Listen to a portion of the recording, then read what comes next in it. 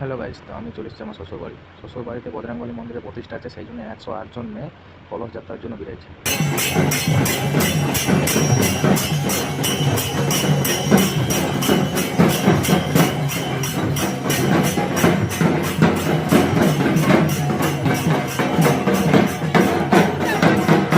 তো 108 জন যে কলস যাত্রার বেরিয়েছিল তারা বোধহয় আশা করি নদীতে পৌঁছে গেছে। তো আমাদের বিরাট একটা লেট হয়ে গেছে শ্বশুরবাড়িতে, মানে খাওয়া দাওয়া ব্যাপার একটা আছে বুঝছো। তো খাওয়া দাওয়া করার পরে আমরা নদীর দিকে রওনা দিয়ে নিজে দুজনে। তো নদীতে এসে দেখি সবারই জল তোলা কমপ্লিট হয়ে গেছে।